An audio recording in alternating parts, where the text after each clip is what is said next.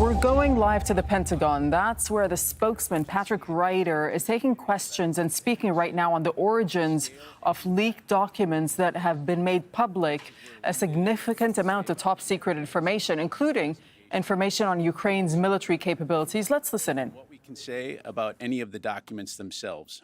And while we certainly understand the media's interest in asking questions about the contents of these documents, I will highlight that as a matter of long-standing policy, just because classified information may be posted online or elsewhere does not mean it has been declassified by a classification authority.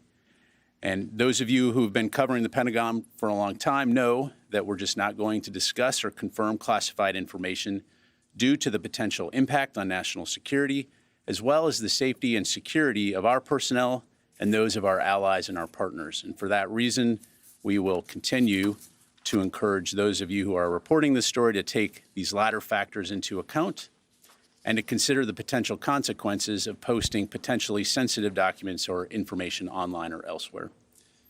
Separately, Secretary Austin hosted Latvia's Minister of Defense, Inara Murniece, today at the Pentagon. The leaders discussed the strength of the U.S.-Latvia defense relationship and ongoing efforts to support Ukraine. They also discussed shared security interests in Europe, including NATO's deterrence and defense posture ahead of the July NATO summit in Vilnius. A readout will be available later today. Staying on Europe for a moment, next week, Secretary Austin will travel to Sweden to meet with his counterpart to discuss security-related topics shared by our two nations. From there, he'll travel to Germany, where he and Chairman of the Joint Chiefs of Staff, General Milley, will host an in-person meeting on April 21 of the Ukraine Defense Contact Group at Ramstein Air Base. This will be the 11th meeting of the UDCG since this vital forum was established by Secretary Austin 1 year ago. The Secretary and General Milley will join ministers of defense and senior military officials from nearly 50 nations around the world to discuss the ongoing crisis in Ukraine and to continue our close coordination on providing the Ukrainian people with the means necessary to protect themselves against Russia's unprovoked and illegal aggression.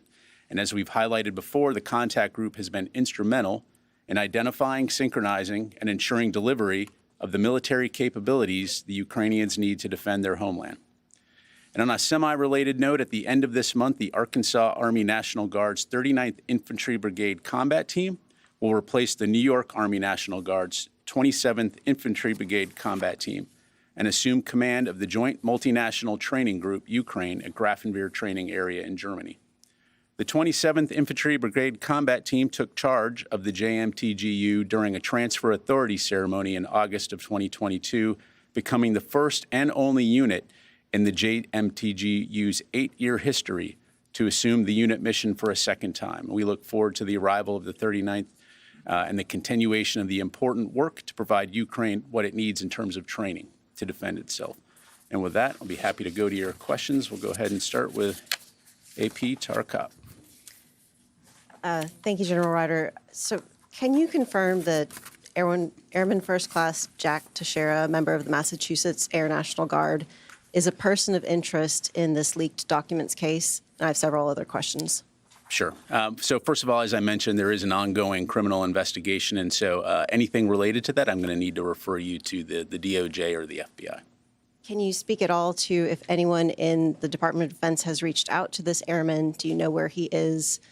There are reports that law enforcement is closing in on this airman's location. So has anyone been able to reach out to him? Again, Tara, appreciate the question, but again, given that this is an ongoing investigation, I'm not going to be able to talk about the investigation or any potential DOJ actions, so I'd refer you to them. Okay. In the days after the leaks came to light, what steps has DoD taken to reduce the number of people who have access to not only these classified briefings, but the classified material in general? Sure. So we continue to review a variety of factors as it relates to safeguarding classified materials. This includes examining and updating distribution lists, assessing how and where intelligence products are shared, and a variety of other steps. I would say, though, that it is important to understand that we do have stringent guidelines in place for safeguarding classified and sensitive information. This was a deliberate criminal act, a violation of those guidelines. And so, again, I think that's important to understand. Now, we will continue to do everything we can to ensure that that people who have a need to know when it comes to this kind of information have access to that. We're always going to learn from every situation. But again, this is something that we'll continue to look at.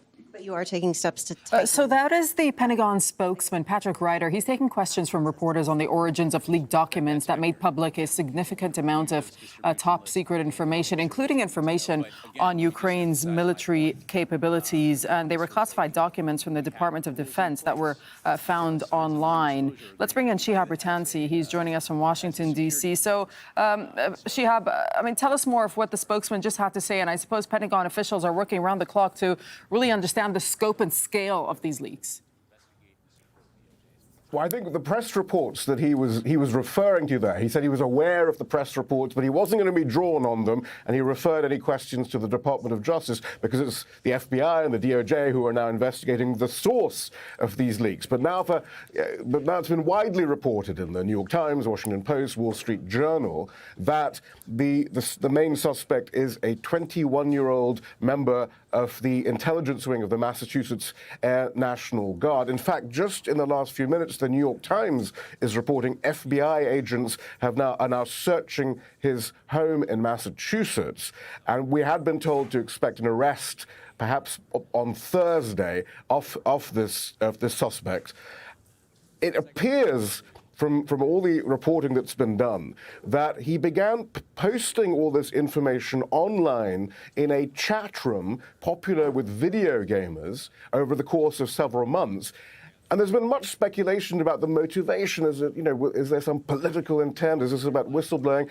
From all the reporting that we're seeing, it appears that this was simply about impressing the others in the chat room of his importance and trying to get them. In fact, he was rather disappointed at first because they weren't really the other members of the chat room who were just like young gamers, but an international group of young gamers weren't really paying enough attention. And so initially he was apparently transcribing these secret reports or these classified reports. But in order to have more of an impact, he started photographing these documents, or at least apparently, and as far as we can see from the photographs, and there are folds in them and so on.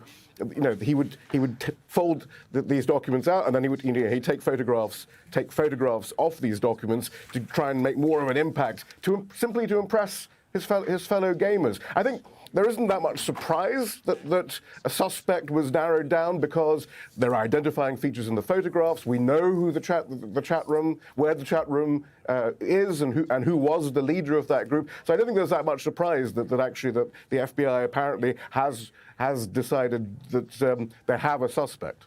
So, Shihab, how is the U.S., though, trying to sort of contain the fallout from what's come out in these leaks?